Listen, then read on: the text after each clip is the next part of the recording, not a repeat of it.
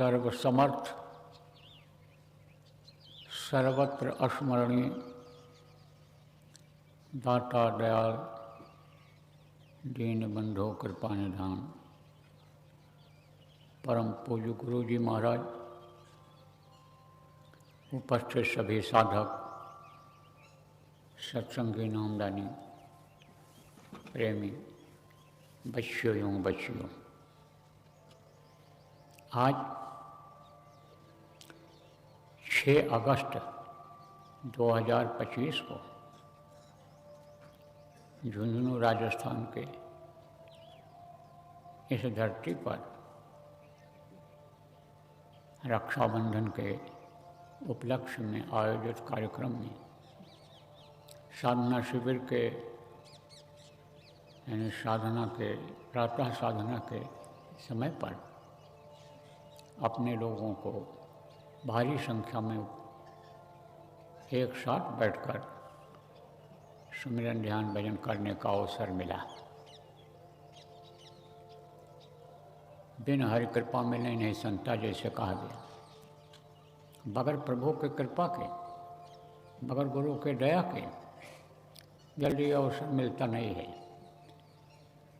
संस्कार जब जिसके होते हैं वही इकट्ठा होकर के भारी संख्या में सुमिरन ध्यान भजन एक साथ कर सकते हैं। इकट्ठा होकर करने में हर तरह के लोग रहते हैं। जैसे मेला लगता है तो मेला में हर तरह के लोग आते हैं। इसी तरह से साधना करने के लिए जब बैठते हैं तो उसमें कच्चे पक्के अच्छे खराब हर तरह के अन्य लोग बैठते हैं। लेकिन गंगा जैसे कहा गया कि नदी का पानी, गंगा नदी का पानी पवित्र होता है, निर्मल होता है और उसमें सड़न गलन बदबू नहीं आती है। कितना दिन रखे रहो खराब नहीं होता है। तो उसमें बह करके तो आती है हर तरह की चीज़, लेकिन पानी का बहाव इतना ज़्यादा होता है कि जो उसके अंदर गंदगी रहती है, कमी रहती है, वो दूर हो जाती है। उसका गुण ऐसा बन जाता है कि वो पानी खराब नहीं होता है। पीते हैं लोग, दवा बनाते हैं, उसमें बहुत दिन तक रखे रहते हैं। ऐसे जो साधना शिविर लगती है या इस तरह के कार्यक्रम आयोजित होते हैं और उसमें एक साथ बैठ कर के जब साधना करते हैं तब ज़्यादातर लोग अच्छे भाव वाले ही रहते हैं। ज़्यादातर लोग साधक ही, यानी साधना करने वाले साधक ही रहते हैं। तो उसमें जैसे कहा गया पक्के कच्चे, आप ये समझो ज़्यादा जैसे पक गया आम, ऊपर की तरफ पक जाता है, नीचे की तरफ कच्चा रह जाता है, तो वो जो खटास भी होती है वह खटती नहीं है। सोचते हैं जब तो खटास और मिठास मिलकर के मिठास ही आती है। इसी तरह से जो कच्चे होते हैं वो भी पक्के हो जाते हैं और वो जैसे गंगा का जल, यानी समझो कि अपने में गंगा मिला लेती है हर तरह की चीज़ों को, गंदगी भी आ जाती है, अच्छी चीज़ आ जाती है, सोना चांदी भी उसमें बहकर आ जाता है। जड़ी बूटियाँ चूँकि पहाड़ से निकलती हैं गंगोत्री से, तो जड़ी बूटियाँ भी बहकर आ जाती हैं, तो उनमें बहुत सारे गुण आ जाते हैं। इसी तरह से जो खराब लोग आते हैं उसका भी असर ये जो अच्छे लोग होते हैं उससे कम हो जाता है, धीरे धीरे ख़त्म हो जाता है। तो बराबर इस तरह का जब अवसर मिले प्रेमियों, तब बैठना जरूर चाहिए साधना शिविर में। और बड़े कार्यक्रमों में जब इस तरह का आयोजित कार्यक्रम हो तो उसमें भी साधना में, ध्यान भजन में जरूर बैठना चाहिए। समय निकाल कर करना चाहिए। जो समय निकाल कर ध्यान भजन कर लेते हैं उनका दिल, दिमाग और शरीर से काम करने की ताकत और क्षमता बढ़ जाती है। तो जो सेवा आदमी करता है उसमें ये साधना मदद कर देती है, सक्रियता आ जाती है। जो लोग सुबह उठ करके और यहाँ पर आ गए और बैठ गए, वो जब सेवा में लगेंगे तो वो सेवा बहुत कम समय में और जल्दी हो जाएगी।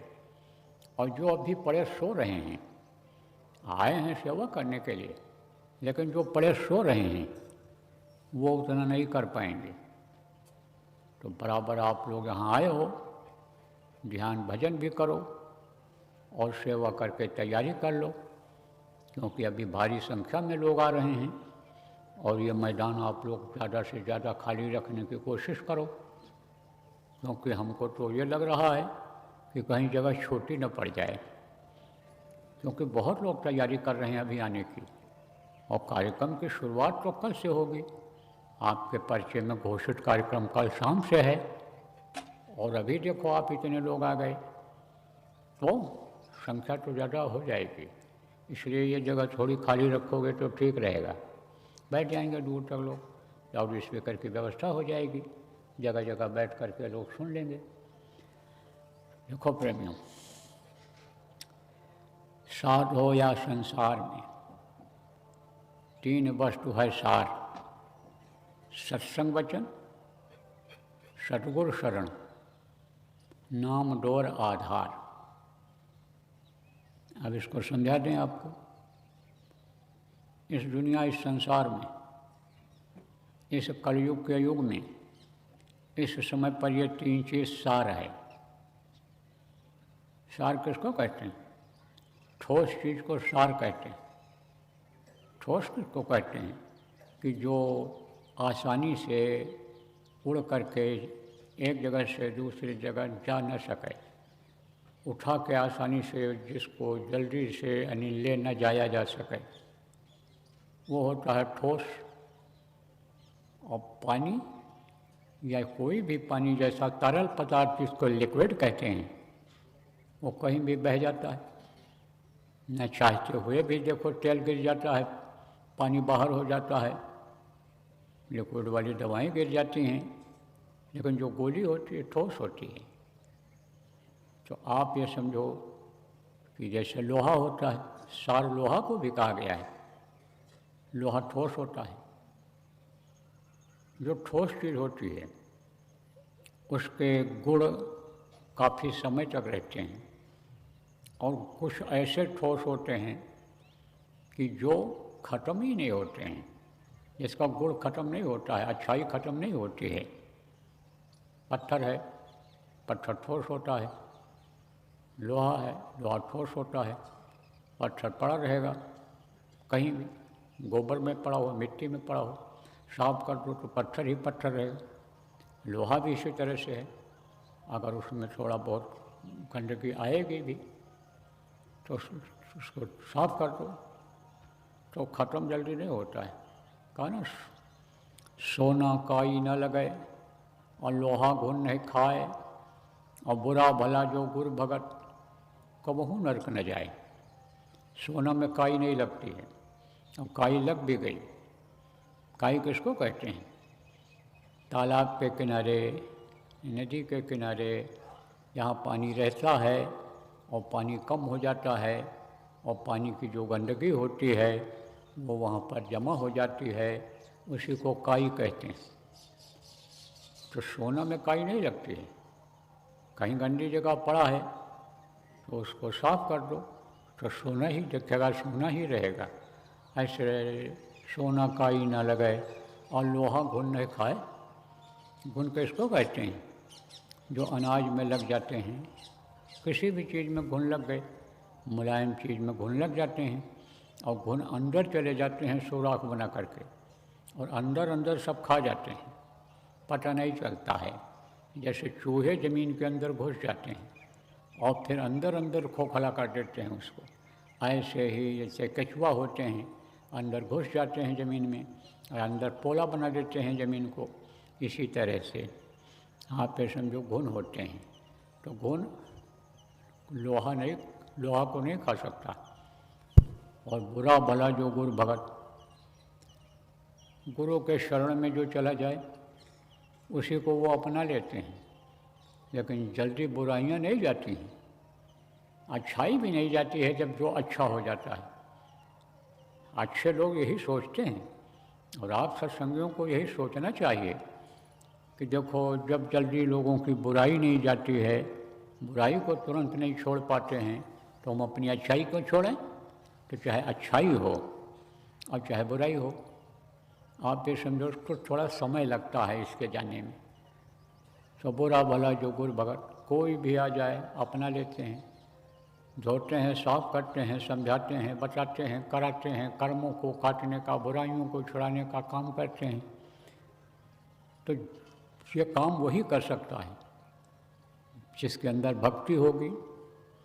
जैसे मान लो गंदगी लगी हुई है, किसी को लेट्रिन लगा हुआ है, पूरे मतलब बदन में कहीं लग गया है, मिट्टी कीचड़ लग गया है, अब वो ये चाहता है कि ये साफ हो जाए, तो कैसे साफ होगा? कोई जानकार जब मिलेगा बताएगा कि पानी डालो इसके ऊपर और हाथ से रगड़ो और फिर ये साफ होगा, और इसकी बदबू न जाए, गंदगी एकदम चली न जाए, उसके लिए साबुन लगा दो, वॉशिंग पाउडर जिसको कहते कपड़ा धोने वाला वो लगा दो। ना मिले तो यही रेत उठाओ, मिट्टी उठाओ, रगड़ दो उसी के ऊपर, तो मिट्टी से गंदगी भी जाती है। मिट्टी से बहुत चीज़ें चली जाती हैं, गंदगी भी जाती है, बदबू भी जाती है, और आप ये समझो कि बहुत चीज़ों को जाती है। ये धरती में ऐसे तत्व हैं, और धरती इतनी सहनशील है कि यह सब अपने में मिला लेती है। देखो, शमशान घाट पर ले जाते हैं मुर्दा जलाने के लिए लोग, तो वहाँ जब जलाते हैं तो बाकी चीज़ें तो ये जल जाती हैं, हड्डियाँ रह जाती हैं। हड्डी अगर वहाँ पड़ी रह गई तो कुछ दिन के बाद मिट्टी आप उसको गला देती है हड्डी को, क्योंकि इन्हीं तत्वों से ये शरीर बना है, तो वो भी मिट्टी में मिल जाता है। लोग जलाते हैं तो ज़मीन यानी समझो कि काली पड़ जाती है, लेकिन धीरे धीरे अपने रंग में आ जाती है। तो ये धरती माता कही गई हैं जो, ये बहुत बर्दाश्त करती हैं। खोद खाद धरती सहे, काट कूट बन रहा है, कुटिल बचन साधु सहें, औरों सहा न जाए, इसीलिए तो कहा गया है। तो अब आप ये समझो प्रेमियों कि मिट्टी लगा दो, रेत लगा दो, तो गंदगी छूट जाएगी। लेकिन बताने पर अगर करोगे नहीं तो कैसे छूटेगा? इसीलिए गुरु भक्ति होनी चाहिए। सोई मन के कहे करो मत कोई, गुरु जो कहे उसको अगर करो तो अभी सब काम बन जाए, लोक भी बन जाए, परलोक भी बन जाए, आदतें भी छूट जाएं, गंदगी छूट जाए। तो गुरु भक्ति इसीलिए तो प्रमुख माना गया है। तो समझो आप प्रेमियों, यही है सार। क्या सार है? सत्संग वचन। सत्संग वचन में क्या होता है? सत्संग में हर तरह की बात बताई जाती है। देखो, है आध्यात्मिक सत्संग, लेकिन व्यवहारिक बातें भी इसमें बताई जाती हैं। इसलिए बताई जाती हैं कि जानकारी हो जाए और संतुष्टि हो जाए। आदमी जल्दी संतुष्ट नहीं होता है, आदमी को जल्दी विश्वास नहीं होता है, तो करता नहीं है। नामदान भी ले लेते हैं लोग, लेकिन करते नहीं हैं। विश्वास में कमी होती रहती है। तो जब बातें बताया जाता रहता है, आजमाइश कराया जाता रहता है, पूरे कर्मों से लोगों को बचने का उपाय बताया जाता है। बुरा कर्म अगर बन भी गया कहीं जान अनजान में, तो उसको काटने का उपाय बताया जाता है। साधना में बैठा करके, साधना शिविर लगा करके कटवाया जाता है, तब आदमी का मन लग जाता है। किस में लग जाता है? भजन में लग जाता है, ध्यान में लग जाता है, सुमिरन में लग जाता है, प्रार्थना करने में लग जाता है, गुरुमुखता लाने में लग जाता है। और जब इसमें ये मन लग जाता है, ये साथ देने लगता है, तब पार होने में, ये गांठ खोलने में जो जीवात्मा बंधी हुई है, देर नहीं लगती है। इसीलिए कहा गया भाई सत्संग बराबर सुनते रहना चाहिए। सत्संग जल जब कोई पावे, मैला ये सब कट कट जावे। सत्संग ही एक ऐसा निर्मल जल है कि जो हर तरह की मैल को साफ करता है। बाहर की मैल को, बाहर की गंदगी को साबुन पानी से धो दो तो वो निकल जाती है, लेकिन अंतरात्मा की गंदगी किसी भी साबुन पानी, किसी भी गंगा जल, यमुना जल, गोदावरी जल से यह नहीं जाती है, तो वो सत्संग जल से जाती है, निर्मलता आ जाती है। तो अब आप ये समझो सत्संग जरूरी होता है। सतगुरु शरण, जैसे अभी मैंने आपको बताया कि सतगुरु का शरण बहुत ही सुखदायी होता है। और सतगुरु के शरण में अगर आए तो शरणागत प्रभु राखे हैं सब अपराध विसार। जो शरणागत हो गया उसका सारा अपराध माफ़ कर देते हैं। जो माफ़ करने योग्य होते हैं उन्हीं के शरणागत अगर हो जाए। बहुत पहले की एक घटना बताऊं आपको, 50 साल पहले की बात है। गुरु महाराज के पास एक आदमी आया और साष्टांग दंडवत किया लेट करके। तो कहा बच्चा उठ जाओ, उठा दिया उसको। अब लगा रोने। बोले गुरु महाराज बोलो क्या कहना है, कुछ कहना चाहते हो? कहाँ सरकार मार डालेंगे हमको। बिल्कुल मार डालने की, मरवा देने की तैयारी में थे। मैं भाग के आया हूँ। कौन मार डालेगा तुमको? मैं अपने गांव के पास का एक बड़ा आदमी था, कुछ गलती बन गई थी इससे, इसकी वजह से वो नाराज़ हो गया था। तो उसने कहा था इसको रास्ते से हटा दिया जाएगा। अब इसको खबर लगी, अब ये हो गया कि कम मार दे, वो कम मार दे, कम मरवा दे। भग करके चला आया, बताया गुरु महाराज ने ऐसे ऐसे कर दिया। और कहा अच्छा जाओ कुछ खा पी लो। तो रुक गया वो, लेकिन उसको तो मौत दिखाई पड़ रही थी। मौत दिखाई जब पड़ने लगती है तो धन का अहंकार, शरीर के ताकत का अहंकार, परिवार का अहंकार, पद प्रतिष्ठा कुर्सी का अहंकार, ये सब खत्म हो जाता है। मौत अगर सामने दिखाई पड़े, आदमी ये सोच ले कि अब हम बचेंगे नहीं, मार दिए जाएंगे, अब हम रात को ही खत्म हो जाएंगे, सवेरा नहीं देखेंगे, तो कोई भाएगा? अरे न तो मोटा गद्दे पर नींद आएगी रात को, करोड़ों रुपया के बिल्डिंग मकान में नींद आएगी, और न 36 प्रकार का भोजन ले आओ रख दो, उसमें कोई स्वाद मिलेगा? क्यों? क्योंकि उसको फिक्र हो जाएगी, चिंता हो जाएगी कि ये दुनिया हमसे छूट जाएगी, ये बच्चे हमसे छूट जाएंगे, ये धन दौलत हमारा छूट जाएगा। क्यों? क्योंकि इसी से मोह है, और जिससे मोह हो जाता है, जिससे प्रेम हो जाता है, वो चीज़ जल्दी छूटती नहीं है। हालांकि जानते हुए भी देखो आप सत्संगी हो कि भाई ये कोई साथ देने वाले नहीं हैं, मौत के समय तो हमको अकेले ही इस मनुष्य शरीर को छोड़ करके जाना पड़ेगा। लेकिन बहुत से लोग देखो लिप्त हो उसी में। यही है भ्रम और भूल, यही है भ्रम और भूल की दुनिया, यही है काल और माया का ये यानी समझो धुंध वाला पर्दा।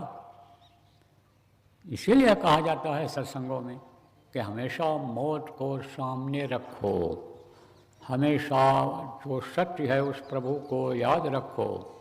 दो ही चीज़ सत्य है, मौत और प्रभु। तो अब आप ये समझो उसको बेचारे को नींद कहाँ हुए, खाया सोया तो, लेकिन कहते हैं जब दुख पड़ता है तब भगवान याद आते हैं। तो रात में भी सुमिरन किया उसने, सुबह भी सुमिरन किया, ध्यान लगाया, भजन किया, सोचा कि अब तो एक यही सहारा है, और जिनके पास आश्रम पर आए हैं गुरु महाराज का सहारा है, और तो हमारा सहारा कोई है नहीं। और अगर हम वहाँ चले गए तो समझो कि बचेंगे नहीं, और कहीं ऐसा ना हो कि यहीं पर कोई हिसाब से वो हमला करवा दे, मरवा दे हम। तो यही सब सोचता रहा, सुमिरन में भी यही सोचता रहा, ध्यान में भी, भजन में भी यही सोचता रहा। दूसरे दिन गुरु महाराज रोज के हिसाब से फिर बाहर आकर के बैठते थे, तो लोग आ जाते थे अपनी समस्याओं को कहने के लिए, मिलने जुलने के लिए। उस समय पर ज़्यादा संख्या भी नहीं रहती थी, थोड़े ही लोग आ पाते थे, थोड़े ही लोग आते थे, तो बातचीत करते रहते थे, बैठे रहते थे। आया तो दूर खड़ा था, धीरे धीरे आया, तो गुरु महाराज कुछ नहीं बोले, आया प्रणाम किया, खड़ा रहा, हाथ जोड़ के इशारा कर दिया। धीरे धीरे धीरे 2-3 दिन 4 दिन बीत गया, लोगों से बात कहने लग गया, लोग पूछने भी लग गए जो थोड़े बहुत लोग रहते थे वहाँ पर कि भाई तुम कहाँ से आए हो, क्यों आए हो, क्या बात है, तुम बड़े उदास लग रहे हो, दुखी लग रहे हो, आखिर बात क्या है। चेहरे से लोग पहचान गए। तब उसने अब लोगों को बताना शुरू किया। तो जब बताना शुरू किया तब लोगों ने ढांढस बंधाया। ढांढस किसको कहते हैं कि जैसे कोई किसी के घर में शरीर छोड़ दे तो रोएगा चिल्लाएगा।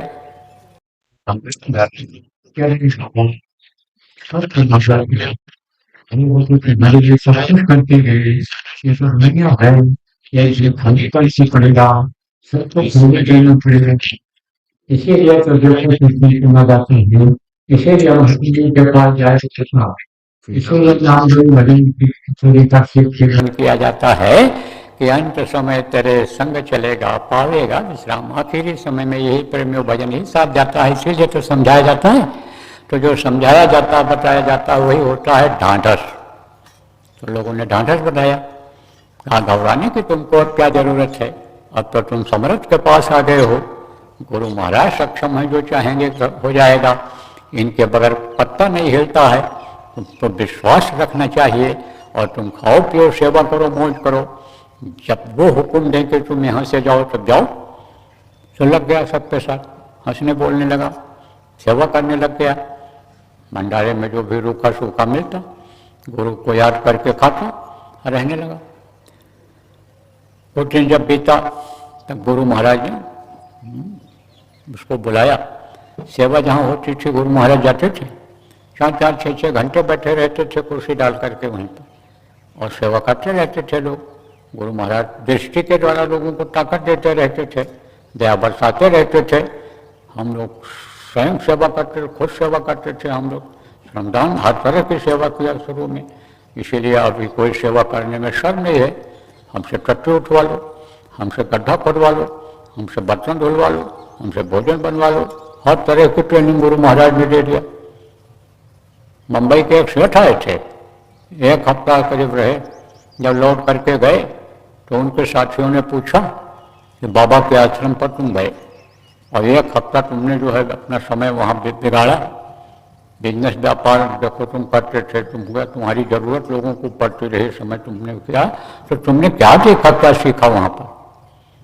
तब उसने कहा कि मैंने तो ये सीखा कि बम्बई के जितने भी माफिया हों, जितने भी बदमाश हैं, उनको सबको लेकर के चले जाओ और बाबा जी के आश्रम पर कर दो, 2 महीना रह लें तो सब सुधर जाएंगे।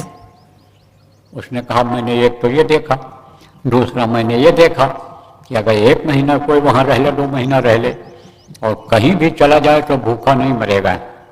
शर्म लिहाज सब खत्म हो जाता है और हर तरह के काम की सेवा करा करके बाबा जी उसको ट्रेंड कर देते हैं कि कहीं भी रहे तो आदमी समझो कि मेहनत करके खा ले, उसको मांग करके खाने की जरूरत न पड़े। तो अब जब कुछ दिन बीता तब बुलाया गुरु महाराज ने, फिर कहा उससे कि बच्चा तुम चले जाओ, अकेले जाओ तुम। बोला सरकार, अब मन भी लग गया था उसका यहीं पर लोगों के साथ रहने का, सेवा करने का, भजन करने का। तो कौन छोड़ना चाहेगा सेवा और भजन। जब मन लग जाएगा गुरु के पास रह करके, यानी रह करके इतना दिन रह करके दया दुआ जो लिया, उसका मन लग गया गुरु के चरणों में, कौन छोड़ना चाहेगा। तो कहा सरकार मार डालेगा, छोड़ेगा नहीं। बिल्कुल हमको पक्की उम्मीद हो गई थी कि अब हम बचेंगे नहीं तो बढ़कर आए थे। तो गुरु महाराज से फिर हाथ हिला दिया, चला गया। फिर 1 दिन बीता तब बुलवाया। तो जब बुलवाया कहा बच्चा अब तुम चले जाओ, बच्चे हैं तुम्हारे, गृहस्थी है, देख लो, संभाल लो, चले जाओ तुम। फिर यही बात उसने दोहराया। तब गुरु महाराज ने कहा कि तुम जाते ही उसका पैर छू लेना, हाथ जोड़ लेना और कह देना मेरे से जो गलती हुई उसको आप छोटा समझकर, बच्चा समझकर मुझे आप माफ़ कर दीजिए और कान पकड़ता हूँ, दोबारा गलती नहीं करूँगा। लेकिन उसको जल्दी विश्वास न हो। तो फिर प्रेमियों ने समझाया उनको, वही लोग जो ढांढस बनाए थे, अपने साथ रखे थे, उसको प्रेम दिए थे, सब लोग जब कहने लग गए भरोसा है गुरु पर कि नहीं है। बोले गुरु पर तो भरोसा है, और भरोसा न होता तो हम क्यों आते? तो बोले तुमको जब ये भरोसा है कि गुरु पर भरोसा है और ये भरोसा लेकर तुम आए कि गुरु के पास हम जाएंगे तो हमको वो बचा लेंगे, तो गुरु तुमको मरवाने भेज रहे हैं कि बचाने भेज रहे हैं? तो जो गुरु कहें करो तुम सोई, गुरु जो कहें उसको क्यों नहीं करते हो? अब देखो ये सत्संग की बात किसकी, ये थोड़े से लोगों के सत्संग की बात, इक्का दुक्का के सत्संग की बात, और जगह बना गई उसके अंदर। ऐसे ही कार्यकर्ताओं को, प्रेमियों को, लोगों को समझाते रहना चाहिए, बताते रहना चाहिए। आप सब लोगों को गुरु की चर्चा, गुरु की महिमा, नाम की महिमा, मनुष्य शरीर की महिमा, जय गुरुदेव नाम की महिमा के बारे में बताते रहना चाहिए, कहते ही रहना चाहिए, तो कोई ना कोई बात समझ में आ जाएगी। और किसी भी एक अच्छी बात को वो पकड़ लेगा तो उसी से और भी अच्छी बातें मिल जाएंगी, तो उसका समझ में आ गया और वो गया बिल्कुल एकदम साष्टांग प्रणाम किया उसको। पहले तो वो बैठा था, देखता रहा, मूँछें अटता रहा, चौड़ी चढ़ाता रहा, बिल्कुल जैसे बकरा देखता कसाई की ओर, ऐसे गुस्से में ऐसे देखता रहा। लेकिन जब नज़दीक गया, साष्टांग प्रणाम किया और पैर छुआ, हाथ जोड़कर खड़ा हो गया और माफ़ी मांगा, फिर झुका जब, तब उसने उठा लिया और कहा अच्छा जा, अब गलती मत करना, और तुझको कोई कुछ कहे, अब जब कोई कुछ कहे तो तुम मुझको बताना। अब आप सोचो शरणागत का इतना बड़ा फर्क होता है। शरणागत हो जाने से तो सतगुरु के शरण में अगर आ जाया जाए तो नाम की जो डोर है, शब्द की जो डोर है जिसके लिए आ गया, शब्द नाम डोर आधार, शब्द की जो डोर है वही आधार बन जाएगा। आधार किसको कहते हैं? जैसे नदी पार करना होता है तो गांव के लोग क्या करते हैं, कोई बहुत चौड़ी नदी नहीं है, पतली नदी है, लेकिन नदी की गहराई ज़्यादा है, तो गांव वाले क्या करते हैं, एक ऐसे लकड़ी इधर गाड़ दिया, एक उधर गाड़ दिया, और उसी पर लकड़ी बांध देते हैं, और उसी लकड़ी में ऊपर रस्सा बांध देते हैं, रस्सा बांध देते हैं, और उसी रस्से को ऐसे पकड़ लेते हैं, और उसी बांस के ऊपर पैर रखते हुए, उसी लकड़ी के ऊपर पैर रखते हुए, और उसको पकड़े हुए रस्सी को ऐसे ऐसे चले जाते हैं। पहाड़ी नदी पार करते मैंने अपनी आंखों से देखा। गुरु महाराज की ऐसी दया रही कि आप ये समझो कि गुरु महाराज जहाँ खुद नहीं गए, ऐसी जगहों पर उन्होंने मुझे भेजा सत्संग करने के लिए। जब मौजूद थे इस धरती पर तो मुझे बहुत चीज़ें दिखाई पड़ी, मुझे बहुत अनुभव हो गया इस बात का। तो मैंने खुद पहाड़ पर देखा इसे, ऐसा रास्ता पकड़ करके, और उसके ऊपर से ऐसे पार हो रहा है गांव का आदमी, और अपनी गठरी भी टांगे हुए हैं। गठरी किसको कहते हैं? कोई सामान लेने आया होगा बाजार की तरफ, उसको भी पीठ पर बांधे हुए था, और ऐसे ऐसे उसी को ऐसे पकड़ के पैर रखता चला जा रहा, तो उसको कहते हैं आधार। तो ये जो शब्द उतर रहा है ऊपर से, जो इस जीवात्मा को ले जाएगा और मिलवाएगा सत्पुरुष से, अपने घर जो हमको आपको प्रेमियों पहुंचाएगा, वो शब्द की जो डोर है वो पकड़ में आ जाएगी, वही बन जाएगा आधार। तो यह कब बनेगा? जब सतगुरु के शरण में रहेंगे। तो शरणागत जो होता है वही सेवक कहलाता है, और सेवक सुख नहिमान भिखारी, दश निधन ने सुख गज व्यभिचारी। तो सेवक को सुख नहीं होता है। अब आदमी समझो कि थोड़ा त्याग करता है, किस बात का त्याग करता है? 2 घंटा, 3 घंटा, 4 घंटा साधना शिविर में 8-10 घंटा जो बैठा, और जो बैठता है वो दुनिया की चीज़ों का त्याग करता है। दुनिया की चीज़ों को उस समय पर, दुनिया की चीज़ों का स्वाद नहीं लेता है, तो शरीर को रोकता है, तो त्याग करता है। कैसे? जैसे भूखा रहना, प्यासा रहना, तो ये क्या होता है? त्याग होता है। नंगा रहना ये त्याग होता है। घर में न रहना, बाहर रहना त्याग होता है। पहले जैसा लोग त्यागी होते थे, तपस्वी होते थे, वो उसको त्यागी और तपस्वी कहा जाता था। जो ग्रह त्यागी, घर को त्याग देते थे, त्यागी कहलाते थे। तो अब आप ये समझो कि ये कब होता है? जब अन्य शरणागत हो जाते हैं तो त्याग कराते हैं, त्याग कराते हैं। आपको आवाज़ लगी कि यानी समझो वहाँ चलो सेवा के लिए, इंतजाम कर दोगे, बहुत से नए लोग आएंगे प्रेमी, उनको रहने खाने की व्यवस्था हो जाएगी, पानी पेशाब प्रकाश की व्यवस्था हो जाएगी, तो आप चल पड़े और आप यहाँ पर आए और घंटी बजी तब आप यहाँ पर आ गए और बैठ करके साधना किया। तो उतनी देर तक तो सब त्यागे रहे, घर से निकल कर आए तो घर को आपने त्यागा। तो यह जो त्याग है ये कराते हैं। तो अब आप ये समझो प्रेमियों कि इससे क्या मिलता है? इससे मिलता है गुरु भक्ति का फल, और गुरु भक्ति का फल जब मिल जाता है तो यह फलदायी होता है किसके लिए? साधना के लिए, सूरज को शब्द के साथ जोड़ने के लिए, आधार बनाने के लिए। तो कलयुग में 3 चीज़ें, इनको अगर पकड़ा जाए तो इसी से अपना काम बन सकता है, अपनी आत्मा अपने घर अपने मालिक के पास पहुंच सकती है। तो बोलो जय गुरुदेव, जय गुरुदेव, जय गुरुदेव, जय गुरुदेव, जय जय गुरुदेव।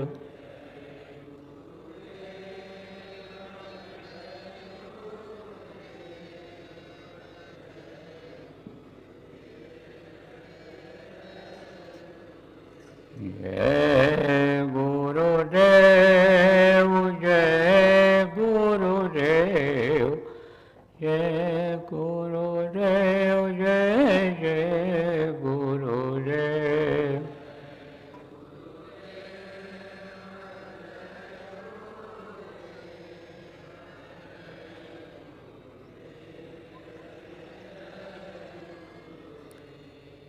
जय गुरुदेव, जय गुरुदेव, जय गुरुदेव, जय जय गुरुदेव।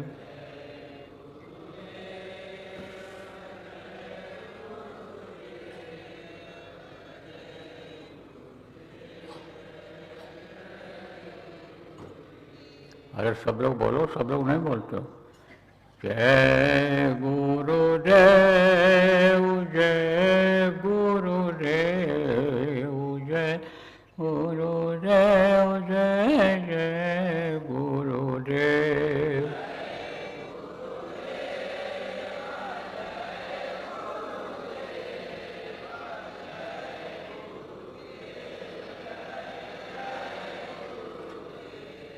जय गुरुदेव, जय गुरुदेव, जय गुरुदेव, जय जय गुरुदेव।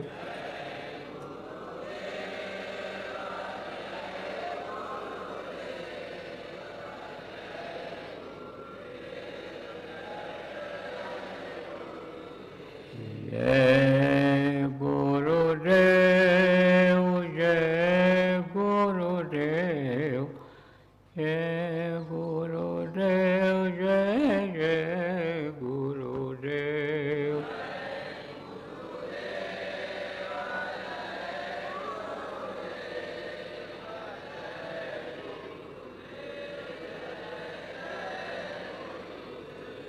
जय गुरुदेव, जय गुरुदेव, जय गुरुदेव, जय जय गुरुदेव।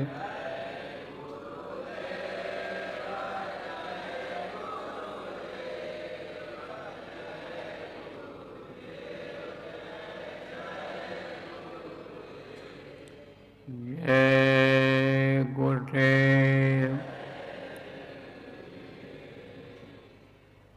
अब आप लोग जाइए और जिनकी अपनी दैनिक क्रिया रह गई है कर लीजिए, और कुछ पेट में डाल लीजिए, जलपान कर लीजिए, फिर सेवा करिए।